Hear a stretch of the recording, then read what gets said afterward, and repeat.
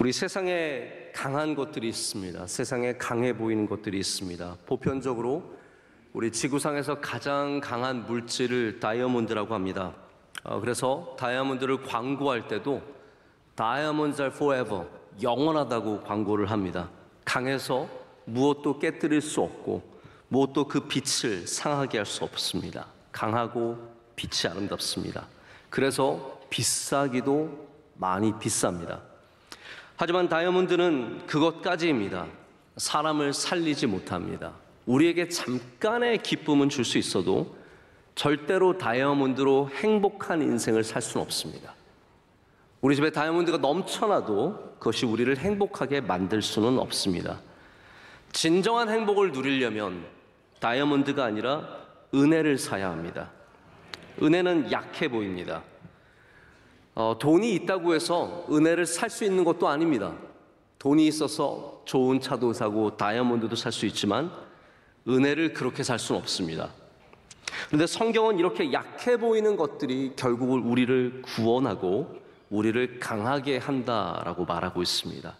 여러분, 은혜를 받아본 사람은 압니다. 그 은혜가 얼마나 귀하고 소중하고 능력 있는지, 얼마나 아름다운지 우리는 은혜를 받아본 사람은 압니다. 소라는 동물이 풀만 뜯어먹고 사는데 어떻게 그렇게 크게 자라는지, 그렇게 강하게 힘을 내는지 참 신기합니다. 이 소들이 풀을 먹고 크는데도 몇백 킬로까지 살이 찌고요. 또 소 가운데는 근육질인 소들도 있습니다. 그래서 혹시 여러분들 가운데 나는 왜 풀만 먹는데 살이 찌나? 이런 분들은 그 안에 소의 유전자가 있을지도 모르겠다는 생각을 해보셔야 합니다. 여러분, 은혜는 약해 보이지만 우리를 강하게 합니다. 굉장히 모순되죠. 상식적이지 않습니다. 마치 엄마는 강하다와 같은 모순과 같은 말입니다. 원래 은혜는 우리에게 부드러운 것으로 인식이 됩니다. 은혜로운 것, 순한 것, 부드러운 것. 근데 결코 은혜는 약하지 않습니다. 은혜는 강합니다.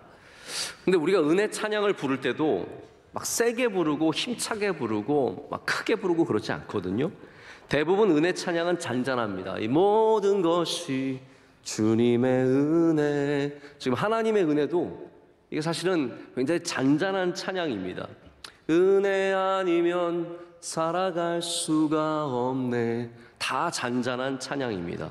모든 것이 은혜, 은혜. 다 조용한 잔잔한 찬양이지만 그 부드러운 찬양이 우리의 마음을 강하게 하고 우리에게 힘과 능력을 더해줍니다. 여러분, 성경은 완전히 모순 덩어리입니다. 약한데 강하대요. 낮아지면 높아진대요. 내 것을 버리면 모든 것을 얻는다고 합니다. 여러분, 은혜가 강한 것도 바로 이런 성경적 모순과 같습니다. 오늘 여러분에게 하나님이 주시는 은혜가 가득하시기를 축복합니다. 그러면 우리가 내가 강해져야지 해서 강해지는 것이 아니라 그 은혜를 얻음으로 말미암아 그 은혜가 우리를 강하게 하는 은혜를 누리게 될 줄로 믿습니다. 오늘 편지를 받은 디모데는 어떠한 사람입니까? 우리 디모데는 항상 느껴지는 것이 젊은 사람으로 느껴집니다. 이 성경에 등장하는 디모데는 젊을 때 편지를 받았고 젊을 때 바울과 동행했기 때문에 항상 forever young, 항상 젊은 사람처럼 느껴집니다. 디모데, 오늘 이 편지를 받은 디모데는 요즘 말로 말하자면 젊은 목사입니다. 이제 갓 목사가 되어서 담임 목회를 시작한 젊은 목회자입니다. 오늘 바울도 이 디모데를 부르면서 내 아들아 라고 부르지 않습니까? 아들 같은 존재이고 바울의 제자입니다. 그리고 바울이 가장 오랫동안 사역했고 귀하게 여겼던 에베소 교회의 후임이 된 바울의 뒤를 이은 목회자입니다. 디모데를 보면은 약간 부족한 면도 있습니다. 먼저 나이가 젊은 것 자체가 단점입니다. 우리 동양권 사회는 나이가 어느 정도 먹어야 그래도 인정을 해주고 사람들이 존중을 해지지, 이렇게 젊은 사역자는 어디 가서 대접받기도 쉽지 않고 말이 잘 통하지도 않습니다. 특별히 교회 안에서 이 나이가 젊다는 것은 굉장히 단점일 수밖에 없습니다. 게다가 몸도 건강하지 않았습니다. 우리는 디모데가 약간 유약했다라는 것을 성경을 통해서 알고 있습니다. 하지만 또한 그는 좋은 가능성을 가진 사람이었습니다. 어떤 가능성이겠습니까? 성경에 있는 가능성은 많지 않습니다. 믿음이 가능성입니다. 그는 믿음이 있는 사람이었습니다. 믿음의 외조모 로이스와 어머니 유니게에서 나서 그 믿음을 이어받았습니다. 그래서 디모데후서 1장 5절에도 이런 말씀이 있습니다. 이는 너의 속에 거짓이 없는 믿음이 있음을 생각함이라. 이 믿음은 먼저 내 외조모 로이스와 내 어머니 유니게 속에 있더니 내 속에도 있는 줄을 확신하노라. 이런 믿음을, 귀한 믿음을 이어받았습니다. 그런 디모데에게 바울은 오늘 너는 그리스도 예수 안에 있는 은혜 가운데서 강하라. 할렐루야. 은혜 안에서 강할 것을 말하고 있습니다. 목회자에게 강함이 필요합니까? 세상에서 일하고 거친 일을 하고 어려운 일을 해야만 강함이 필요합니까? 아닙니다. 모든 사람에게 강함이 필요하고, 목회자도 강해야 되고, 엄마도 강해야 되고요, 학생도 강해야 하고, 직장인들도 강해야 합니다. 우리 모두에게 강함이 필요합니다. 다만 이 강함은 강함을 갖고 강함을 갖춘 것이 아니라 은혜를 갖게 되면 갖게 되는 강함이라는 것이죠. 그래서 겁이 많은 사람, 나이가 많아서 힘이 빠진 사람에게만 강함이 필요한 것이 아닙니다. 이 젊은 사역자에게 더욱더 은혜 가운데 강함이 필요하다고 바울은 얘기하고 있습니다. 장군이었던 여호수아에게 강함이 필요했습니다. 부름받고 생명 다해 충성하는 바울에게도 이 강함이 필요했습니다. 연약한 이방 여자로서 시어머니 나오미를 모시고 그 굶주린 가운데, 흉년 가운데 베들레헴으로 돌아간 룻에게도 강함이 필요했습니다. 자, 공교롭게도 룻기야말로 은혜가 사람을 어떻게 강하게 하는지를 보여주는 귀한 책입니다. 룻기에 나오는 헤세드, 이 은혜가 이 룻이라고 하는 연약한 이방 여인을 얼마나 강하게 만들어 주었는지, 그리고 그 가문을, 무너져가는 가문을 무엇이 일으켜 세웠습니까? 은혜가 일으켜 세웠고, 그 은혜로 말미암아 하나님의 귀한 역사가 다윗으로, 그리고 예수 그리스도께로 이어져 가는 것을 보게 됩니다. 여러분, 은혜가 우리를 강하게 합니다. 바울은 그래서 디모데가 그냥 똑똑해져라, 그냥 힘이 있어라, 목회 잘하라가 아니라 그리스도 예수 안에서 은혜 가운데 강하라고 말하고 있습니다. 여러분, 은혜를 풍성하게 누리시길 축복합니다. 오늘도 이 예배를 통해서 하나님을 만나는 은혜를 누리십시오. 그러면 우리는 강해질 수 있습니다.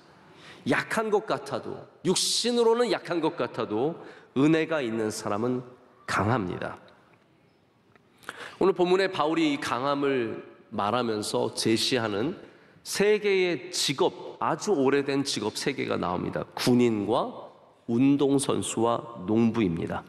이 세 개의 직업은 몇천 년이 지난 지금 인간 사회에서 아주 여전히 기본적인 일들로서 자리 잡고 있습니다. 아마 이 세 개의 직업은 사라지지 않을 직업 중에 하나인 것 같습니다. 군인과 운동하는 선수와 그리고 농부입니다. 바울이 디모데에게 너에게 맡겨주신 그 사명, 네가 맡고 있는 그 귀한 목회, 주의 복음을 전하는 일, 주님의 백성들을 돌보고 가르치는 이 모든 일들을 감당하기 위해서 이 세 개의 직업을 바라보라는 것이죠. 그럼 왜 은혜 안에서 강하라고 하면서 이 우리가 잘 알고 있는 세 개의 직업을 보여주겠습니까? 여기에는 이런 의미가 있습니다. 자, 군인도 그렇고요, 운동선수도 그렇고 농부도 그렇고 다 강해 보이는 사람들입니다. 군인 강하죠. 운동선수 남들보다 훨씬 근육이 많고 잘 뜁니다. 농부 오랫동안 일했기 때문에 그 팔에는 단단한 근육이 박혀 있고 그는 남들보다 힘이 더 셉니다. 이들은 강해요.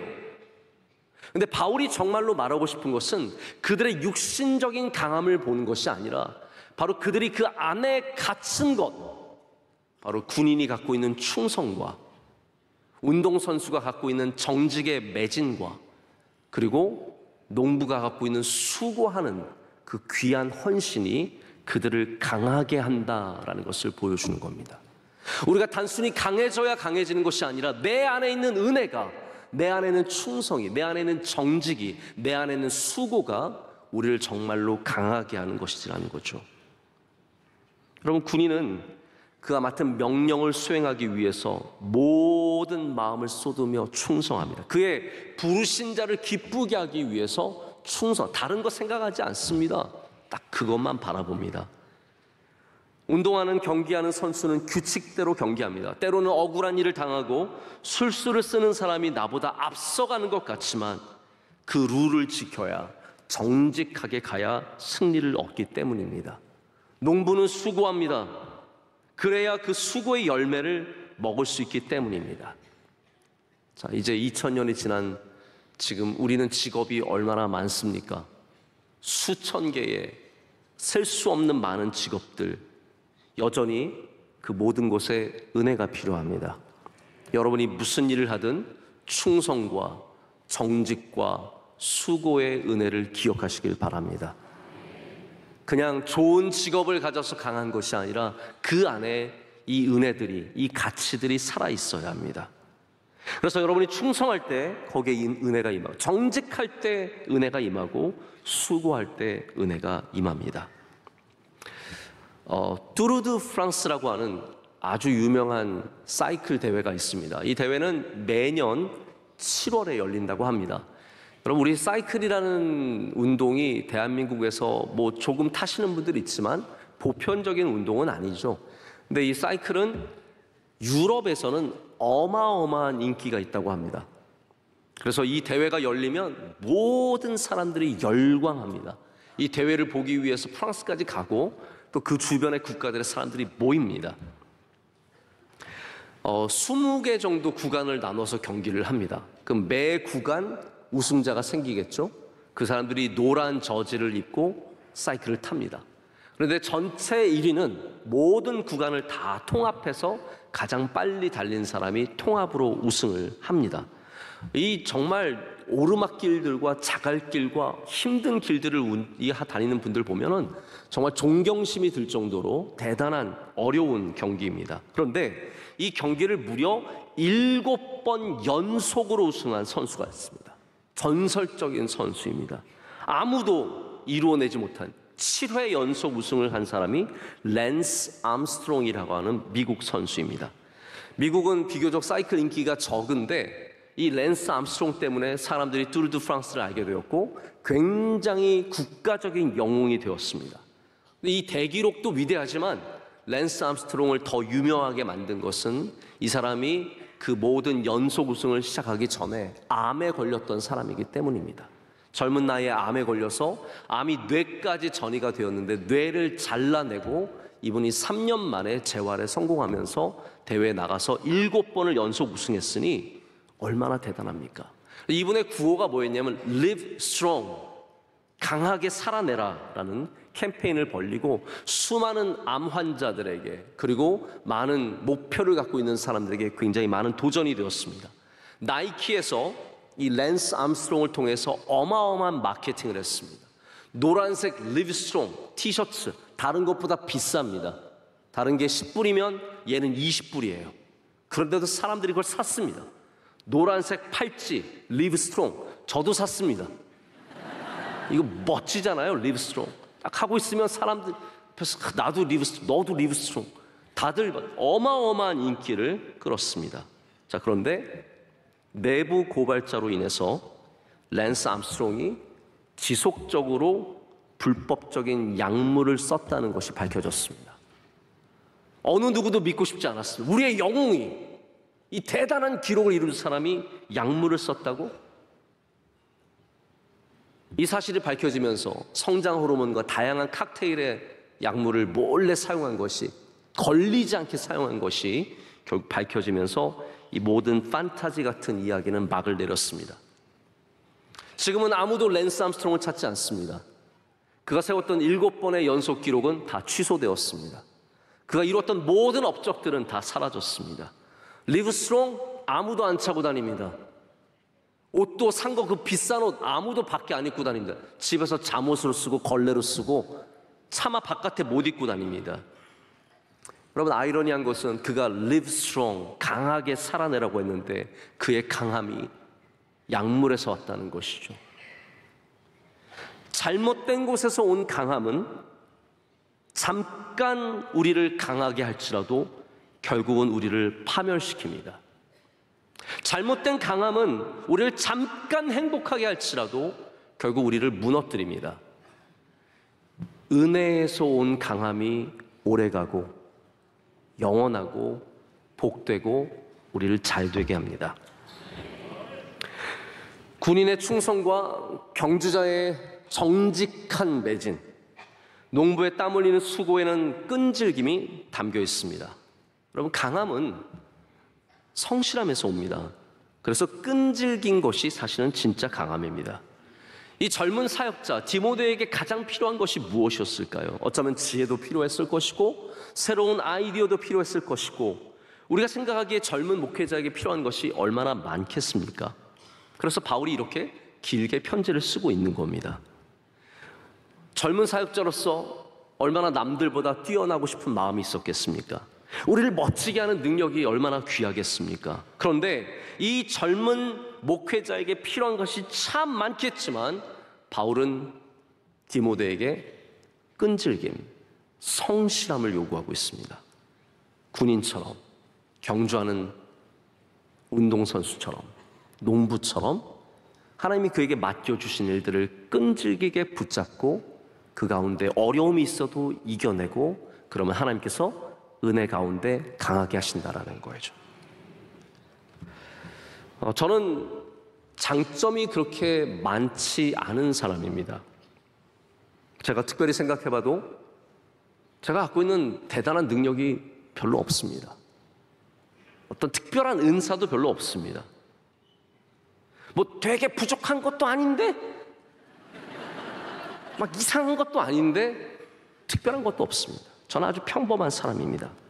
근데 하나님께서 저에게 주신 한 가지 정말 감사한 것이 있다면 저에게 끈질김을 주셨습니다. 제가 한 모든 것들은 그랬습니다. 공부도 그랬고 저는 공부를 특별하게 잘하지 않았습니다. 머리가 그렇게 대단히 좋지도 않습니다. 전에도 한번 그런 말씀 드린 적이 있는데 저희 누나와 저희 동생은 IQ 검사를 했을 때 굉장히 높게 나왔습니다. 그래서 저는 깜짝 놀랐어요. 저희 누나는 145가 나왔고요. 제 동생도 한 138인가 140 정도 나왔습니다. 저는 뭘까요? 전 선생님이 안 가르쳐 주시더라고요. 그래서 저는 굉장히 한 210 정도 되든지 아니면 한 78 정도 되든지 이런 게 아닐까 생각을 해봅니다. 근데 제가 여러분 자기 머리는 스스로 판단이 되잖아요. 저는 그렇게 좋은 편이 아닙니다. 그러나 끈질기게 합니다. 계속 붙잡고 있습니다. 운동도 그랬고 목회도 저는 특별한 능력으로 하는 게 아닙니다. 그냥 끈질기게 할 뿐입니다. 그런데 끈질기게 하다 보면 거기에 하나님께서 은혜를 베풀어 주십니다. 그래서 저같이 부족한 사람들은 끈질김의 은혜를 사모해야 합니다. 그것이 우리의 강함이 되기 때문입니다. 존 비비어라는 분이 쓰신 Relentless, 우리나라 번역으로 끈질김이라는 제목의 책이 있습니다. 그분이 여기서 이렇게 말합니다. 끈질긴 그리스도인이란 하나님을 향한 믿음과 소망과 순종을 절대로 포기하지 않는 사람이라고 말합니다. 여러분, 그래서 정말로 끈질긴 사람들은 이루어냅니다. 왜냐하면 하나님이 그 강함을 주시기 때문입니다. 군인이 세상에 무슨 관심을 갖고 세상에서 뭘 잘하려고 시장바닥에 돌아다니겠습니까? 나라를 위해서, 부르신 그 부르심을 위해서 그것을 위해 충성하는 게 군인이고요. 정직한 경주자는 힘들어도 지름길로 뛰지 않습니다. 남들을 이기기 위해서 속이고 뛰지 않습니다. 정직하게 뛰어갑니다. 농부는 때로는 거르고 싶고 넘어가고 싶고 쉬고 싶어도 오늘 내게 주신 그 밭을 일구기 위해서 앞으로 나갑니다. 여러분, 그 자리에 은혜가 임하고 거기에 하나님께서 강함의 은혜를 내려주십니다. 성경에 진짜로 강한 사람이 누구입니까? 골리앗입니까? 삼손입니까? 여러분, 삼손과 골리앗은 힘이 센 사람이지 강한 사람이 아닙니다. 힘이 센 사람입니다. 왜냐하면 그 강한 힘을 강함으로 바꿔줄 수 있는 무엇인가가 부족했기 때문입니다. 공부 잘하는 사람들이 갖고 있는 것을 그릿이라고 안젤라 더그워스라는 교수가 말했습니다. 그러면 강한, 성경에서 말하는 강한 사람들이 갖고 있는 것은 무엇입니까? 그릿이 아니라 은혜입니다. 여러분이 갖고 있는 어떠한 힘, 그것이 물질이 되었던, 외모가 되었던, 집안이 되었던, 건강이 되었던, 거기에 은혜가 더해져야 합니다. 반드시 거기에 은혜를 더하십시오. 은혜를 구하십시오. 그래야 강함이 이루어집니다. 성경에 보면 강력한 힘들이 있었습니다. 시므리라고 하는 왕이 반란을 일으켜서 북이스라엘을 차지합니다. 근데 시므리가 7일 동안 그 나라를 붙잡고 있을 때 오므리라고 하는 왕조가 다시 등장해서, 이름이 참 재밌죠. 시므리, 오므리. 그래서 시므리가 7일 동안 통치한 나라를 다시 뒤집고 오므리가 그 나라를 차지합니다. 자, 오므리라는 하는 왕조는 외국에서도 언급될 정도로 굉장히 강력한 국가를 이루는데 남유다보다 오히려 그때 북이스라엘이 강했습니다. 북이스라엘이 번성기를 누렸고요. 군인들이 늘었고 그들의 곡식들이 늘었고 그들의 영토가 단단해졌습니다. 감히 쳐들어올 수 없었습니다. 자, 그러면 시므리, 오므리의 아들은 산무리쯤 될까요? 오므리의 아들이 그 유명한 아합입니다. 아합왕, 이세벨의 남편 아합왕입니다. 아합왕 때 사마리아 성을 얼마나 잘 만들었냐 하면요, 그 어떠한 도시보다 계획적으로 그리고 좋게 만들었습니다. 모든 시설들이 다 배수로가 연결이 되어 있었고 상아로 만든 것들이 거대한 건축물들이 그 안에 가득했습니다. 여러분, 성경에 안 나와 있지 이 오므리 왕조는 굉장히 강력한 국가를 이루었습니다. 근데 참 아이러니한 것은 성경은 오므리와 아합을 절대로 강한 왕으로 보여주지 않습니다. 여러분, 하나님께서 어떻게 보시는지가 참 중요합니다. 세상은 오므리 왕조가 가장 강력한 왕조라고 얘기하지만 성경은 절대로 그렇게 표현하지 않습니다. 성경은 이 오므리 왕조가 타락하고 하나님 앞에 부패하고 하나님 앞에 철저하게 잘못된 왕조로 표현합니다. 하나님 눈에 그렇지 않았다는 것이죠. 이들이 힘이 없었던 것이 아니라 하나님이 주시는 강함이 없었습니다. 그럼 반면에 믿음으로 은혜로 살아가는 아브라함과 노아와 여리고성의 주민이었지만 하나님의 약속을 신뢰했던 라합 같은 여인은 강한 사람이 되는 것입니다. 우리의 강함을 완성시키는 것은, 그것을 온전하게 하는 것은 믿음과 은혜입니다. 여러분이 갖고 있는 좋은 것들, 나 좋은 회사 다니고, 나 좋은 학교 다니고, 나 좋은 사람과 결혼했고, 우리 집 돈 있고, 우리 집 좋은 집 있고, 우리 자녀들 잘하고 공부하고 똑똑하고 좋은 직장 없고, 여러분 여기에 절대로 안심하지 마시고 아합이 되지 마시고 아브라함이 되시길 축복합니다. 믿음과 은혜를 더하십시오. 그러면 강해질 수 있습니다. 우리 하나님의 진심을 아는 것이 우리 신앙의 굉장히 중요한 부분입니다. 하나님의 진심을 알아야 우리 신앙을 제대로 가질 수 있습니다. 하나님께서 우리가 낮아지기를 원하신다고 하는데, 그럼 하나님이 갖고 계신 진심은 무엇일까요? 그냥 우리가 낮아지기만을 원하십니까? 아닙니다. 하나님께서 우리가 높아지기를 원하시기 때문에 우리가 낮아지기를 원하시는 겁니다. 낮아지면 높아지리라. 하나님이 진짜로 원하시는 것은 여러분이 다 잘 되시는 거예요. 근데 그 잘됨에 이르기 위해서 낮아짐이 필요하다는 것이죠. 잘 되는 것만 목표로 살아가다 보면 우리는 정말로 잘못된 게 거기에 도달하려고 합니다. 남들을 이기려고 하고 억지로 하려고 하고 폭력적으로 하려고 하고, 어쨌든 내가 그 강함을 갖기 위해서, 내가 그 높아짐을 얻기 위해서 무리하게 일들을 하죠. 여러분, 이 세상 사람들 다 강해지려고 합니다. 어른들도 강해지려고 합니다. 나 쟤보다 세야 된다고 생각합니다. 아이들도 다 강하고 싶어 합니다. 여러분, 중고등학생들, 초등학생들 서로 힘 대결 많이 합니다. 하루는 저희 6학년 아들이 왔어요. 아빠, 저희 아들이 이제 좀 이렇게 하늘하늘 거리면서 다니거든요. 아직 좀 말랐어요. 저한테 와가지고, 아빠 나 오늘 학교에서 팔씨름 다 줬어.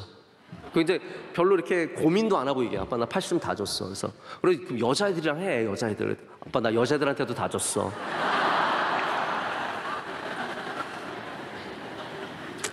안 되겠다.